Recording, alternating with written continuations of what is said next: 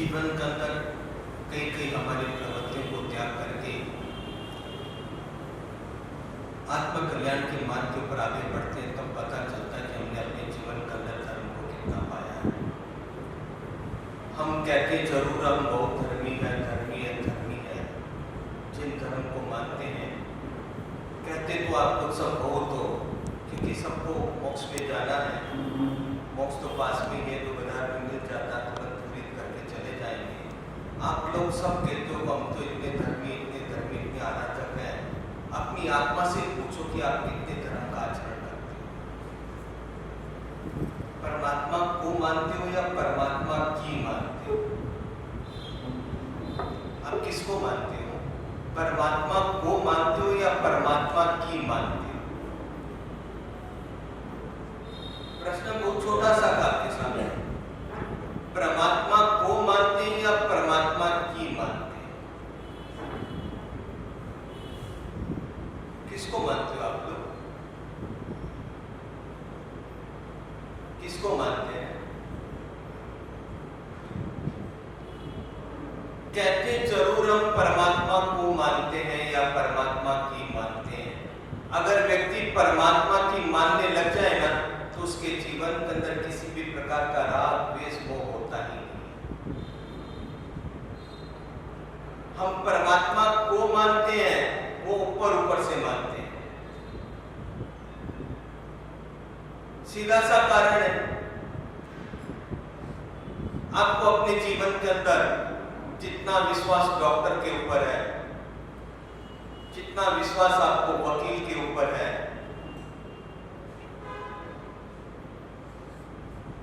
क्या उतना विश्वास आपको अपने परिवारजनों के प्रति है? क्या उतना विश्वास आपको निर्ग्रंथ प्रवचनों के ऊपर है? परमात्मा की वाणी के ऊपर इतना विश्वास है जितना विश्वास आपको डॉक्टर के ऊपर है, जितना विश्वास आपको वकील के ऊपर है? क्या उतना विश्वास आपको निर्ग्रंथ प्रवचनों के ऊपर यानी कि परमात्मा की वाणी के ऊपर है? अभी कहते हैं है तभी आए हम यहाँ, कहने में भी कोई हर्जाई नहीं है आपको। चलो आप आए तो ये बताओ प्रवचनों के आधार पर आप अपने जीवन के अंदर कितना टर्निंग पॉइंट लेकर के आए? आपके सामने ही है। इसलिए पूछता हूं परमात्मा को मानते हो या परमात्मा की मानते हैं?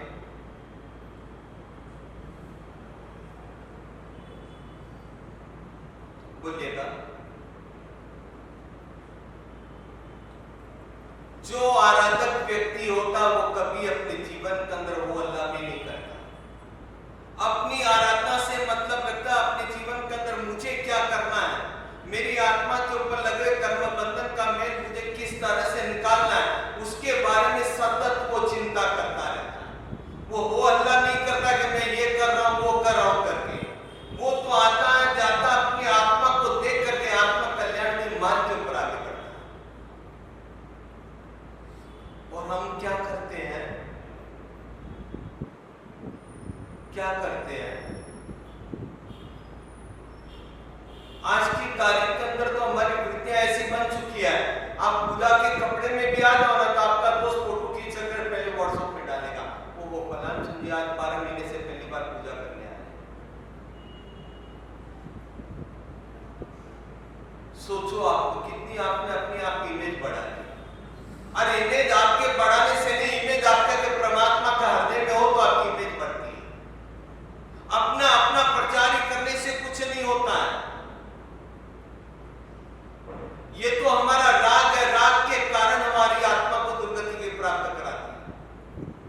आराधक व्यक्ति वो होता है जो अपनी आत्मा के बारे में चिंता करता है, अपने स्वयं का चिंता करता है और चिंता करके उत्थान के मार्ग की ओर आगे बढ़ता है। वो किसी को बताने नहीं जाता है मुझे जाना मेरे समय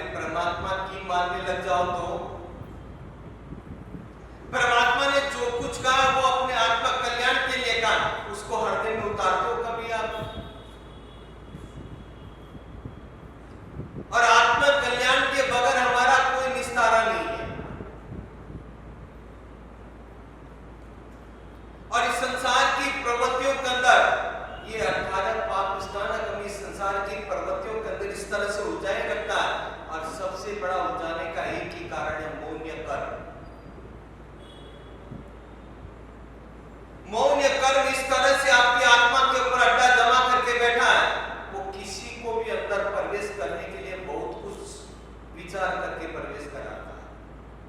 हर कोई व्यक्ति प्रवेश नहीं कर सकता है। मौन कर्म पहले से ही आपको बाहर निकालने देगा। जहां है उसको रचे बचे रहने दो। आप संसार में नाच रहा तो नाच के तो इसका उदाहरण नहीं करने देने का।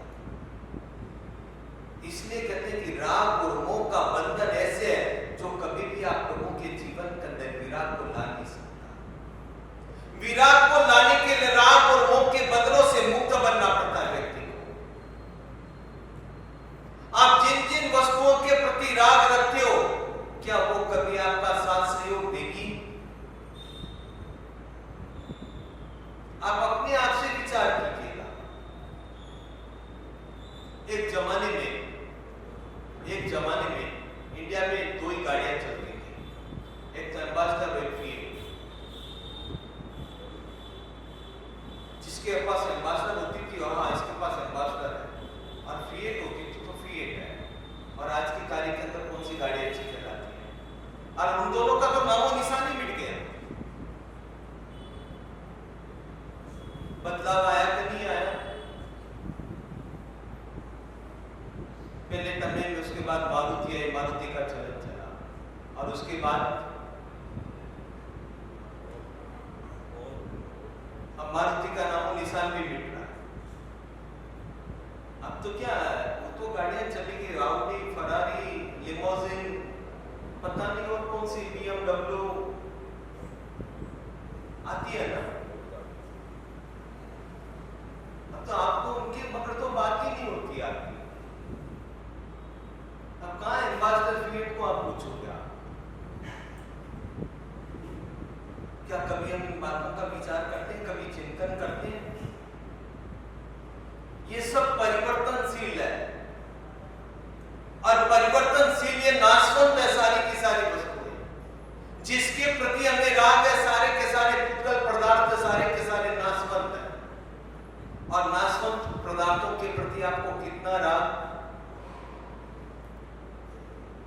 और उतना ही राग आपको अगर परमात्मा से हो जाए तो,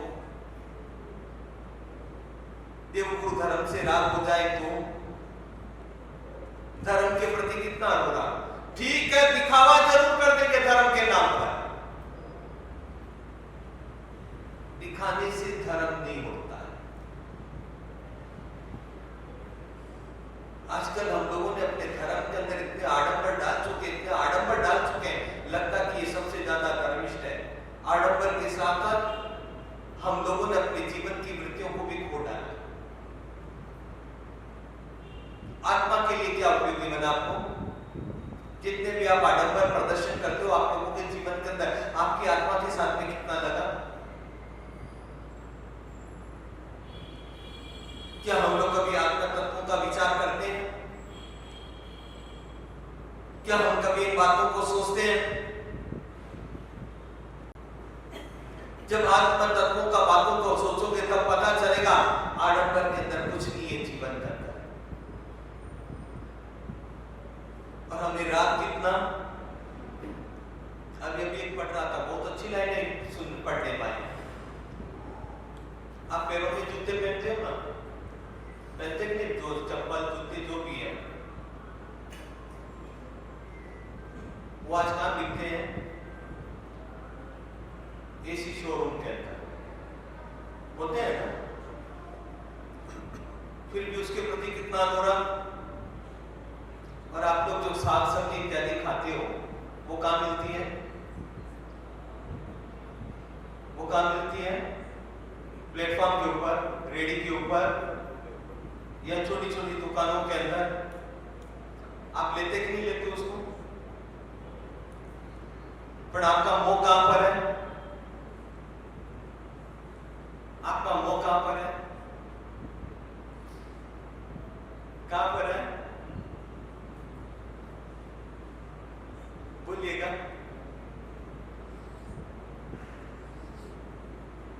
ये तो आपके सामने ही है। कोई ऐसा व्यक्ति नहीं कि सब्जी लेने के लिए आप लोग नहीं गए होंगे कभी कभार।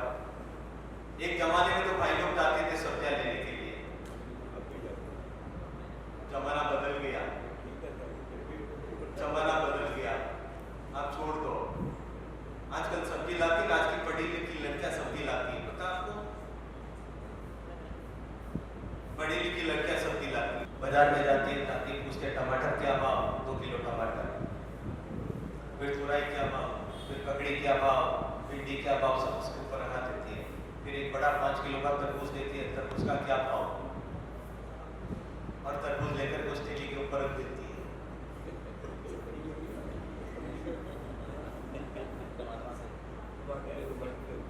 परिणाम जानते हो आप कि नहीं जानते हो आप? हाँ, अच्छा सब्जी बनती है। सोचो आपको कितना रात, क्या एक बार में सोचते हो? ये सारे के सारे नाशवंत हैं, फिर भी हमें मोह किसका? एसी रूम में जाने का, शोरूम में जाकर के खरीदारी करने का। सोचिएगा हमें किसके प्रति राग होना चाहिए?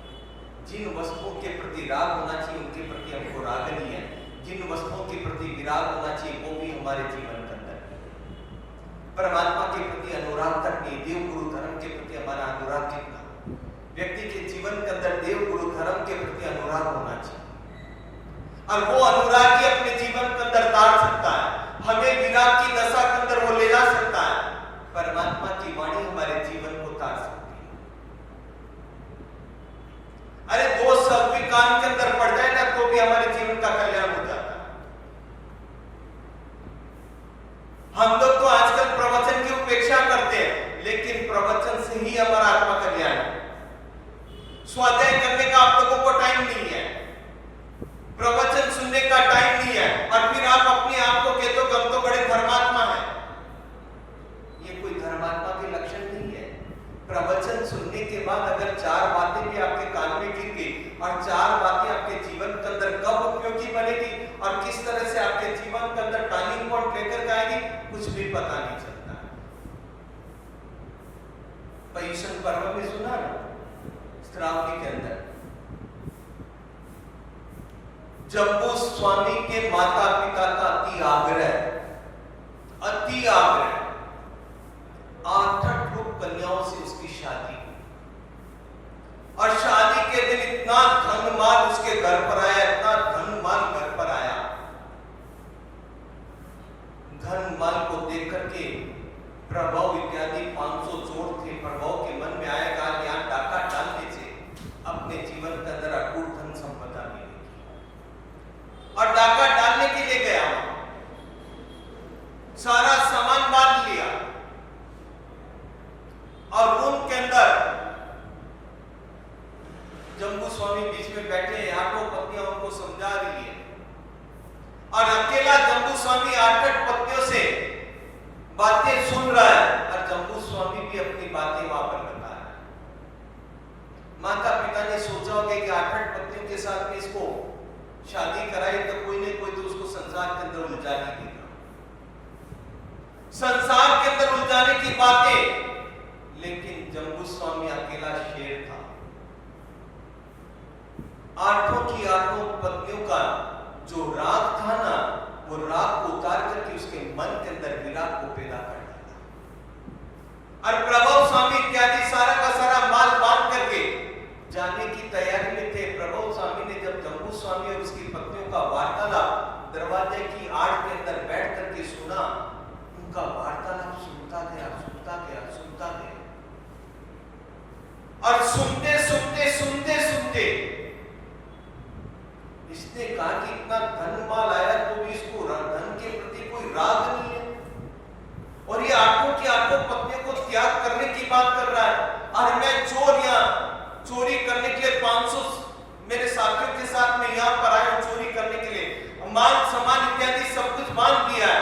अब इनकी बातें सुन रहा तो सारी की सारी वैराग्य में बातें जम्बू स्वामी के मुख से निकल रही, और इनकी बातों को सुनने के पश्चात ऐसा लगता है कि संसार में कुछ नहीं ऐसा।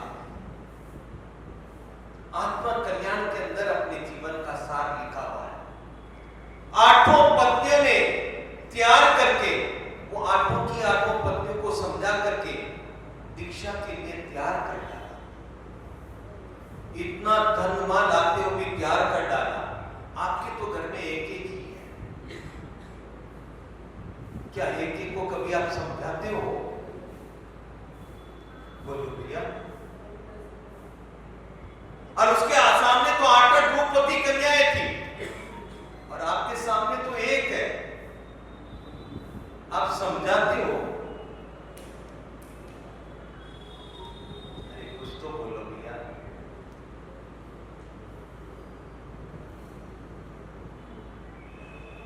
कोई नहीं, कोई आपस में भी एक दूसरे को समझाने के लिए भी तैयार नहीं।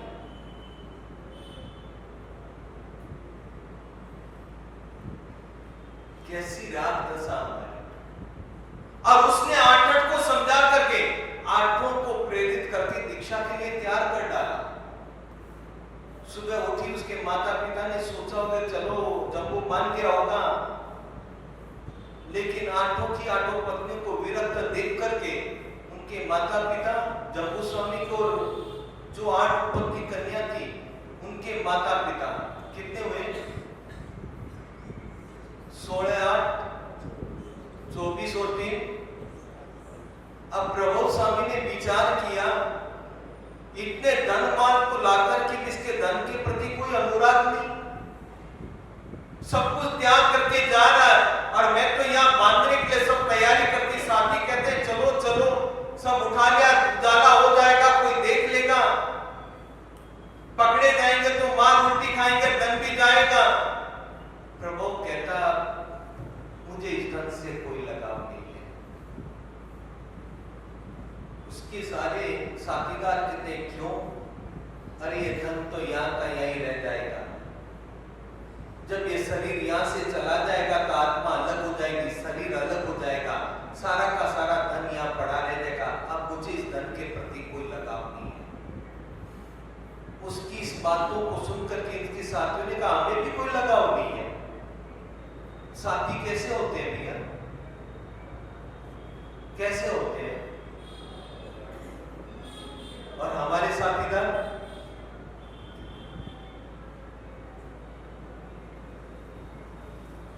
उसने देखा जम्बू स्वामी जा रहा तो मैं भी इस मार्ग के ऊपर चले जाऊं, अपने सारे के सारे धन बांधे को छोड़ करके वो भी जम्बू स्वामी के साथ में 527 जनों ने दीक्षा ली।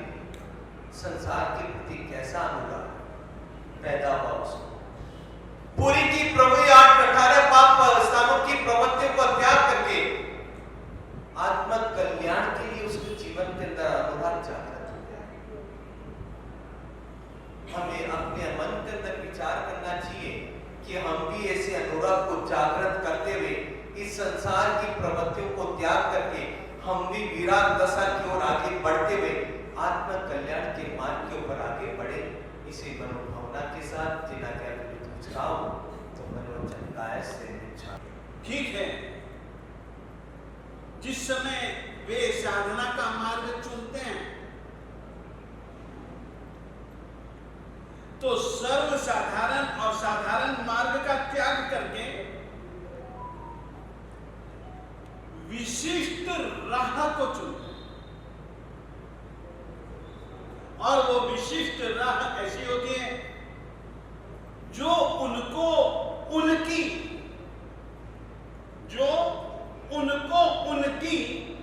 अंतिम मंजिल तक पहुंचा देती है। बाहर की दुनिया का मार्ग बाहर से जाता है, सबसे ऊपर की दुनिया का या अंदर की दुनिया का मार्ग अंदर से जाता है। इससे कहना चाहता हूं, बाहर कहीं पर भी जाना हो, कहीं पर भी जाना हो, कहीं पर भी पहुंचना हो तो तुमको रास्ता अंदर से नहीं मिलेगा, बाहर से ही मिलेगा। बाहर के मार्ग पर चलते हुए ही आप बाहर की जो मंजिल आपने निश्चित की है वहां तक पहुंच सकोगे। यदि तुमने मंजिल सबसे ऊपर की, सबसे ऊपर की मंजिल का नाम है मुक्ति, सिद्धि, मौज। और यदि अंदर की दुनिया की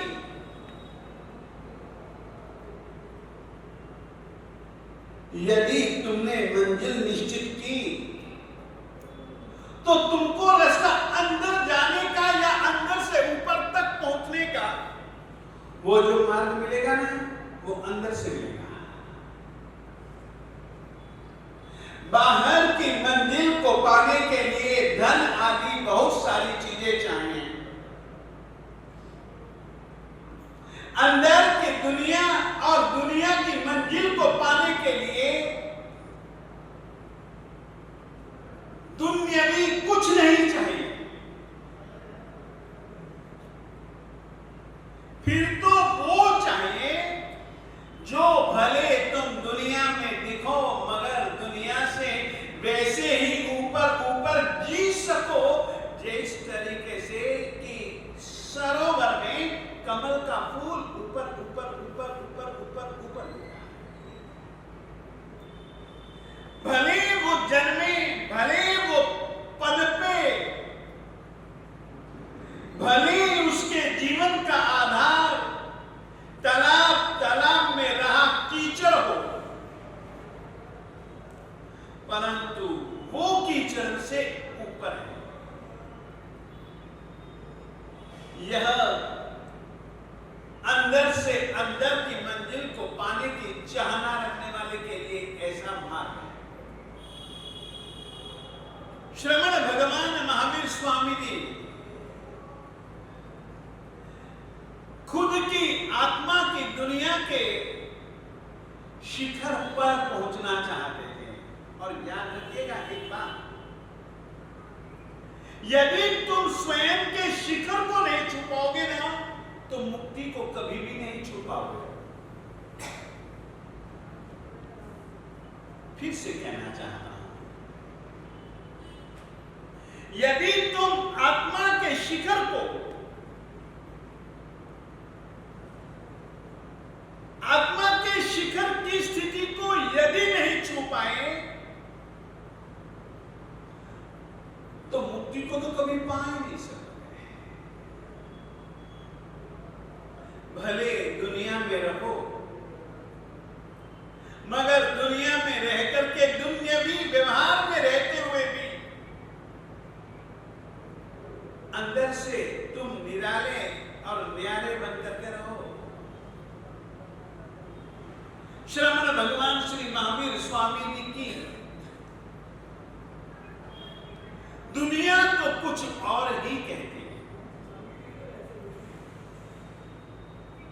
यदि तुमको अंदर के शिखर को पाना है तो बाहर की दुनिया को छोड़नी ही पड़ेगी। याद रखिएगा, छाछ और मक्खन को कभी देखा हो तुम लोगों ने? हम दूध का दही बनाते हैं,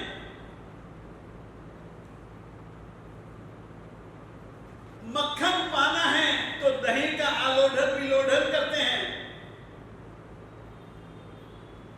आलोढ़न विलोढ़न करते समय अपन उसमें थोड़ा सा पानी भी डालते हैं।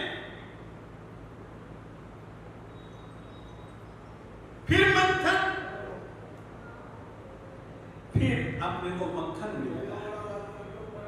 छाछ में से मक्खन मिलता है, मगर एक बात याद रखिए, यदि वो छाछ में ही मक्खन पड़ा रहेगा ना, तो धीरे धीरे शिथिल होता जाता। इसीलिए माताएं बहनें दही में से मक्खन निकल जाने के बाद उसको बिल्कुल अलग कर देती हैं। फिर वह शिथिल नहीं रहता, फिर वह शिथिल नहीं बनता। 2 साल जो परमात्मा भैया नंदीवर्धन जी के कहने से संसार में जिए, वो छाछ में मक्खन की तरह जिए। फिर से कहना चाहता, परमात्मा जो वे 2 साल बड़े भैया के पास गए दीक्षा की आज्ञा मांगने के लिए कि माता पिताजी तो अब रहे नहीं, अब पिताजी के तुल्य आप हो, तो साहब मुझको आज्ञा दो ना। मैंने नियम लिया था गर्भकाल में ही कि जब तक माता पिताजी रहेंगे तब तक मैं दीक्षा की उनसे कोई बात नहीं करूंगा। कारण केवल इतना था कि मैंने जब हिलना बंद किया गर्भकाल में तो मैंने सोचा, मैंने देखा, मैंने महसूस किया अभी तक मुझे देखा नहीं और मेरे प्रति इतना मोह, यह मूर्छा, ये रोना, ये धोना,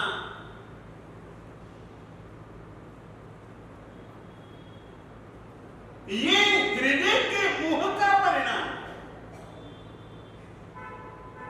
और जब ये मेरे मुख को देख लेंगे,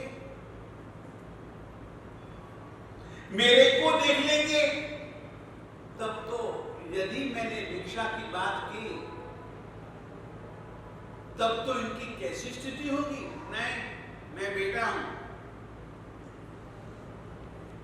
मुझे अपने माता पिता की ऐसी स्थिति नहीं देखनी है।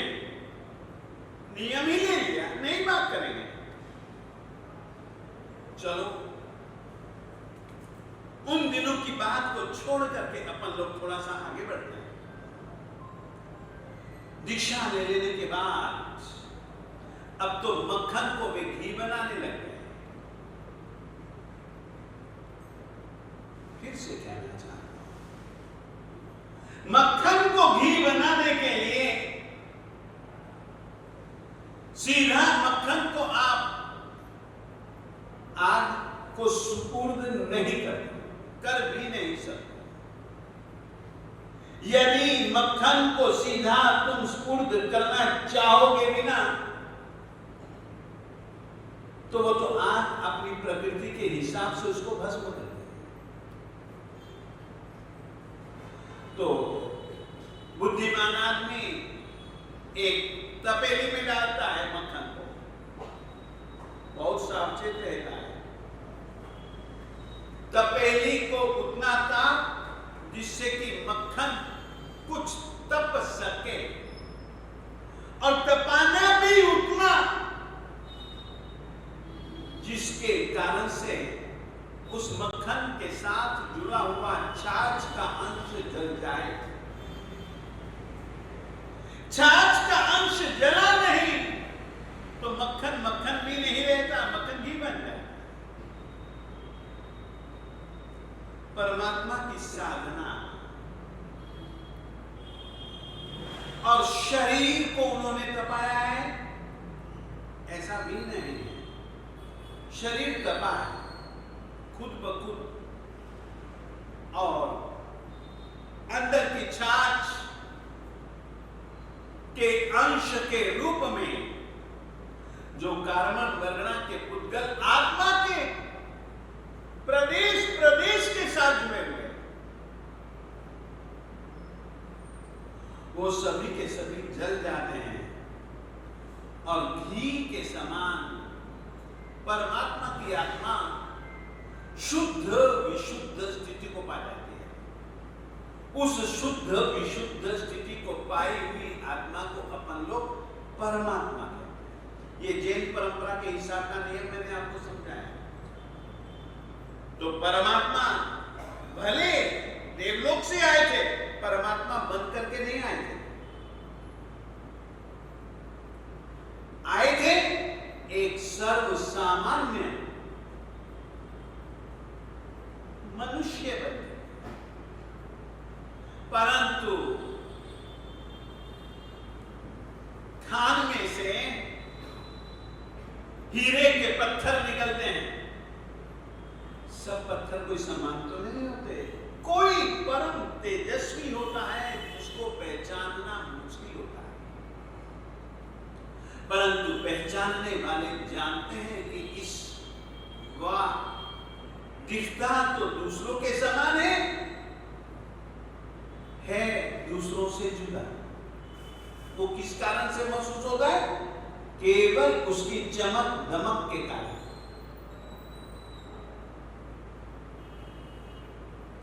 अपना परिचय दूसरे क्या दें, अपना परिचय वो पत्थर खुद ब खुद देता है। तीर्थंकर भगवान श्री महावीर स्वामी जी की जिंदगी की कुछ ऐसी घटनाएं अलौकिक, जो कि वो आत्मा कितना निर्भय, कितना महावीर वीर धीर गंभीर,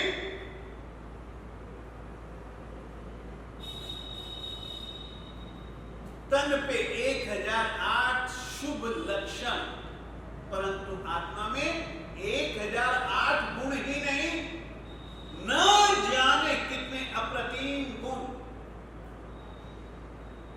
कितने बहादुर थे, इंद्र ने कह दिया और इंद्र ने प्रशंसा की, देवता आया।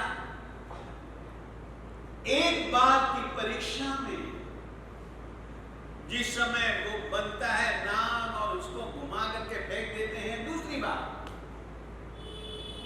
उसने भी यही सोचा कि हराना है इसको।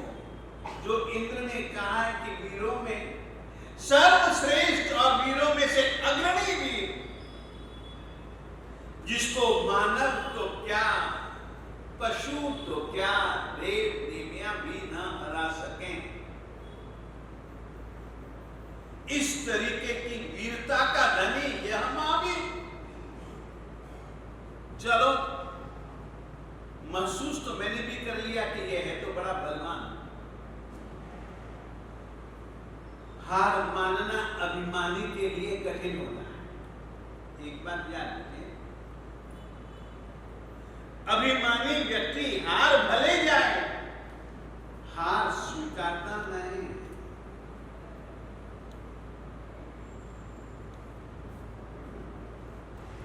एक बार तो इसकी हड्डी पसली सब ढीली पड़ चुकी थी, परंतु कोई बात नहीं। दूसरी बात, पेड़ के पास वापिस सभी लड़के इकट्ठे हुए। पेड़ बड़ा ऊंचा था और उस ऊंचे पेड़ पर सबसे ऊपर की शाखा पर कौन पहले पहुंचता है?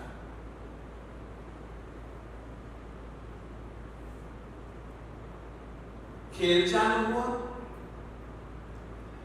खेल खेल में आया हुआ वो देवता बालक का रूप धारण करके, व्यक्ति शरीर ऐसा होता है अपना मन चाहा रूप धारण कर सकता। बालकों के बीच बालक बन गए। पहले बालकों के बीच में सांप नाग अजगर बन करके देखा तो इसने मार खाई, तो चलो बालकों के बीच बालक। अभी तक तो दूसरे लड़के पेड़ पर, कोई किसी डाली पर, कोई किसी डाली पर, कोई किसी डाली पर, कोई किसी डाली तक ही पहुंचा। कोई लटका हुआ ऐसे शोभा ले रहे थे जैसे कि शाखाओं पर बंदर लटकते हैं मुंह पकड़ करके। और इतनी देर में तो भगवान महावीर स्वामी जी, जिन्होंने अपनी साधना से लोक के अग्रभाग तक पहुंचना है, तो उनके लिए पेड़ के अग्रभाग तक पहुंचना क्या बड़ी बात है, कौन जानता है। और शर्त के अनुसार हारे हुए लड़कों की पीठ पर चढ़ते हैं। ये खेल चल रहा था। इस बीच वो जो बालक बना था ना देवता, उसकी पीठ पर भी देवादिदेव परमात्मा बैठे और उसको एक मौका मिल गया। वो तो वेत्रीय था, तो उसने एक बेताल जैसा भयंकर रूप बनाया और बड़ा बड़ा बड़ा बड़ा बड़ा बड़ा बड़ा बड़ा बहुत ऊंचा, खड़े खड़े बाल, सब तीखे तीखे सुए जैसे, तीखे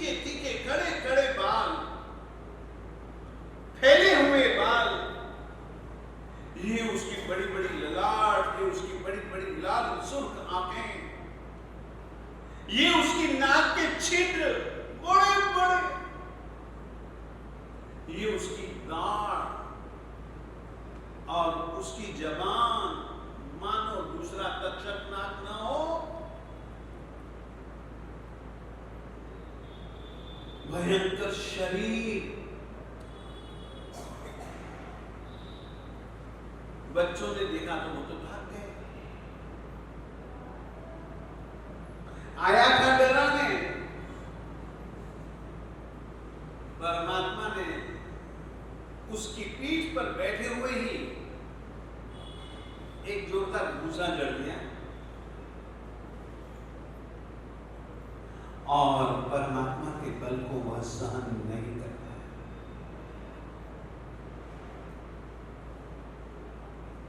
वह बहुत छोटा सा रूप धारण करता है, मूल रूप में आता है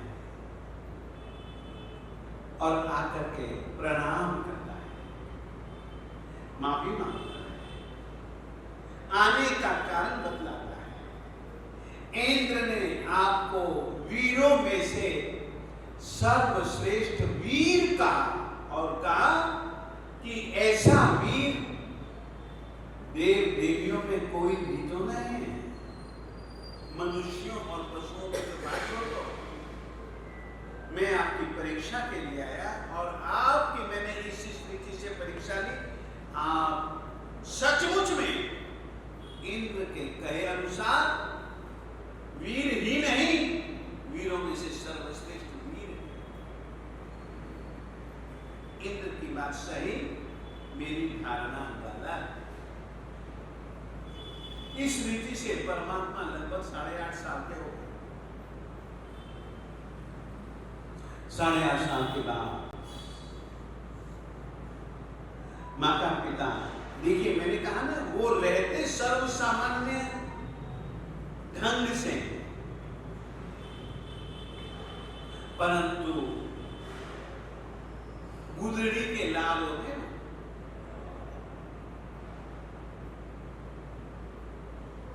कपड़े में ढके हुए होने के कारण से उनके तेज को पहचान पाना, देख पाना, समझ पाना जरा कठिन जरूर होता है, मगर वे होते तो परम तेजस्वी हैं। एक ऐसी ही एक घटना का उल्लेख 63 का पुरुष चरित्र में बहुत अच्छे ढंग से दिया है। माता पिता को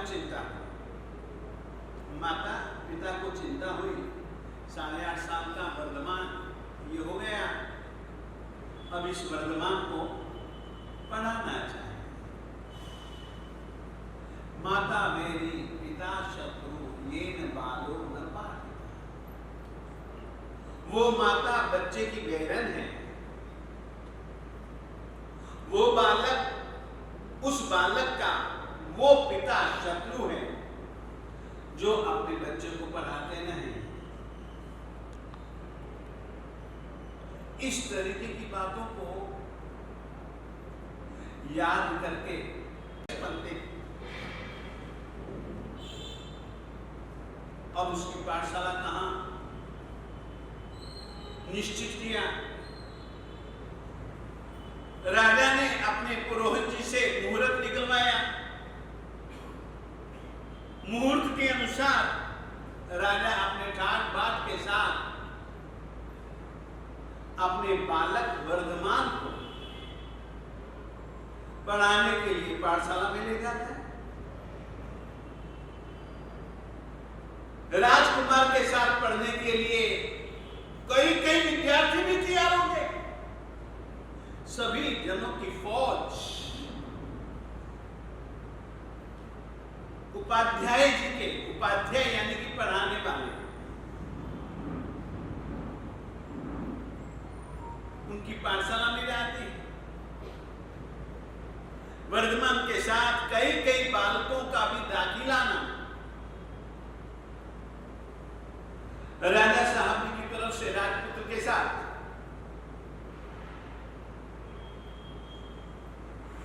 इस बीच इंद्र का सिंहासन कंपायमान हिला। इंद्र ने अपने अभिज्ञान का उपयोग लगाया, जानना चाहा कि किस कारण से मेरा सिंहासन कांपा है। पता लगा, अरे देखो तो सही कितने भोले हैं परमात्मा के माता पिता।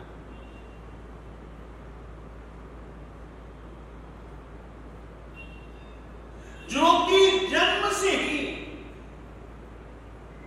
मति ज्ञान, श्रुत ज्ञान और अवधि ज्ञान के मालिक हैं।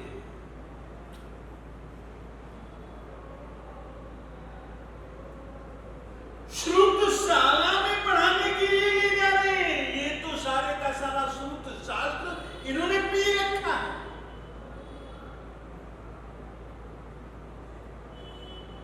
मेरा कर्तव्य बन जाता है इनकी ज्ञान शक्ति से माता पिता उपाध्याय और सारे नगरवासियों को इनकी ज्ञान शक्ति का परिचय करवाओ। ऐसा सोच करके वह ब्राह्मण का रूप धारण करके, पंडित जी का रूप धारण करके आया। परमात्मा ने भी पाठशाला में प्रवेश किया और पंडित जी भी आज सज धज कर आए थे। नए नए कपड़े, तिलक, जनेऊ, दूर्वा, सब मंगल चिन्ह इस तरीके से सज धज कर बैठे थे। राजकुमार साहब जी को पढ़ाऊंगा। अब ऐसा सोच करके वो बैठा है और इतनी देर में परमात्मा ने प्रवेश किया उसकी ज्ञानशाला में। पाठशाला में लड़कों ने हल्ला गुल्ला चालू किया। अब लड़के तो लगे ही हैं। सबके साथ राजा साहब अपने पुत्र वर्धमान कुमार को लाते हैं। कुछ बात करें उससे पहले ही इंद्र ने एक काम किया, पंडित जी को उठाया। जहां पर इनको बिठलाना था वहां पर पंडित जी को बिठला दिया और जहां पर पंडित जी को बिठलाना था वहां पर उसने परमात्मा को उठा करके बिठला दिया। लोग कुछ सुने, लोग कुछ समझे, उससे पहले इंद्र ने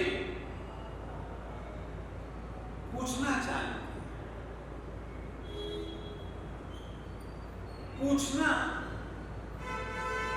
इस पूछने की प्रक्रिया का नाम होता है परीक्षना। पूछने की प्रक्रिया का नाम होता है परीक्षना, यानी पूछना। और ऐसे ऐसे सवाल पूछे जो पढ़ाने वाले पंडित के दिल में थे।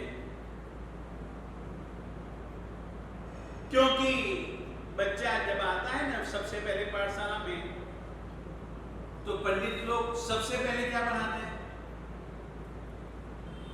अक्षर विज्ञान ही तो पढ़ाते हैं ना। अ आ इ ई उ ऊ ऋ ऋ लृ लृ ए ऐ ओ औ अम अ क ख ग घ ङ च छ ज झ ञ ट ड ढ ढ ट थ द ध न प फ ब भ म य र ल व श श स अ क्षत्र ज्ञ, यही तो पढ़ाते हैं ना। और ये ही अक्षर संपूर्ण श्रुत शास्त्र के मूल बीज है।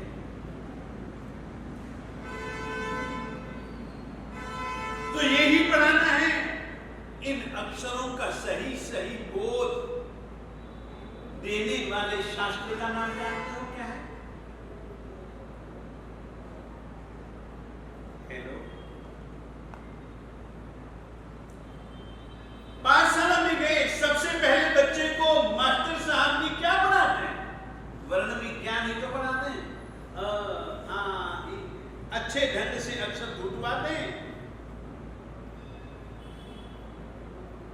और श्रुत ज्ञान में वर्णों के सिवाय कुछ है भी तो नहीं।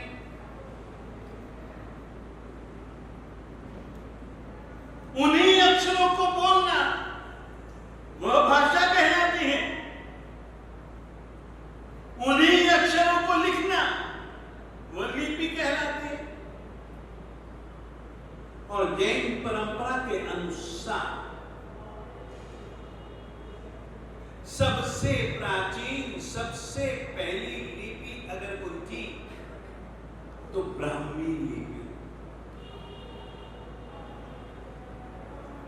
देवादिदेव श्रमण श्री आदिनाथ स्वामी जी, प्रथम साधु, प्रथम राजा, प्रथम श्रमण आदिनाथ स्वामी जी की पुत्री का नाम ब्राह्मी, लिपि का नाम भी ब्राह्मी।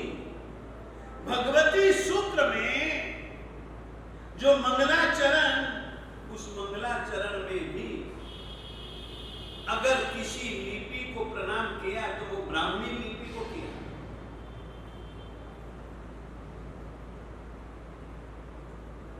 परमात्मा ने लिपि विज्ञान सबसे पहले ब्राह्मी को सिखलाया, इसीलिए पूरे का पूरा लिपि ब्राह्मी लिपि के नाम से पहचानी गई।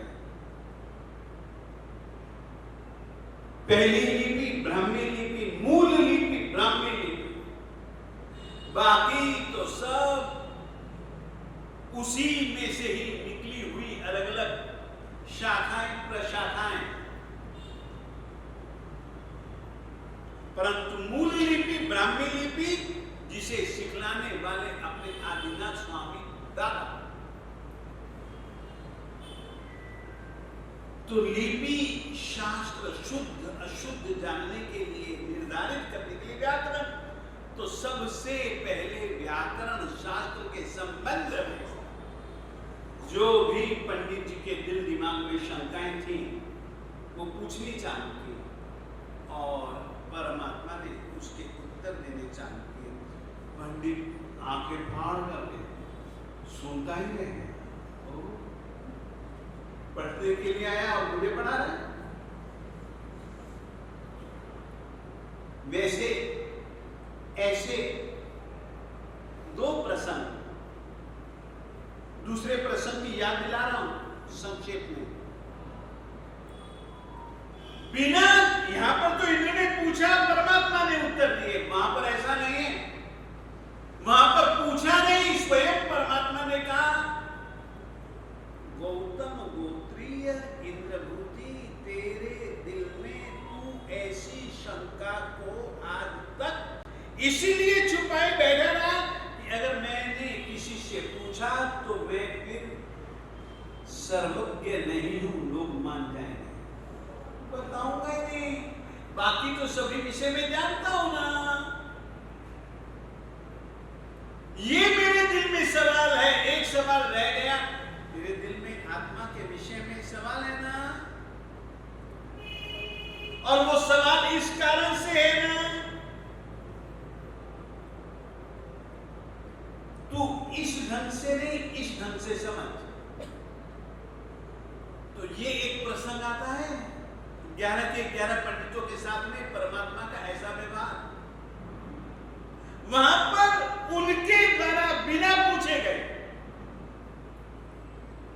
और किसी दूसरे इंद्र आदि किसी ने नहीं, उसमें बीच में कोई यही सीधे गणधर भगवान और सीधे परमात्मा, इन दोनों के बीच। अब यहां कुछ अलग घटना है, यहां पर पंडित और इंद्र दोनों आमने सामने नहीं है,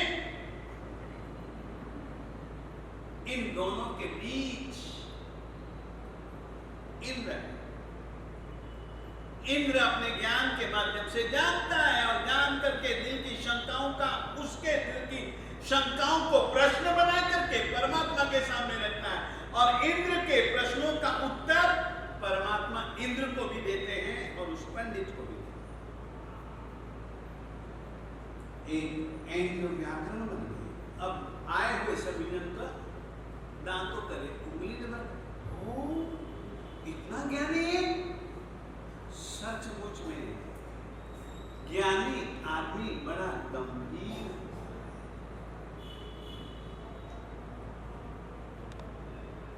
सागर जल से भरा ये ज्ञान से भरे, सागर वर गंभीरा, सागर के समान परम गंभीर परम।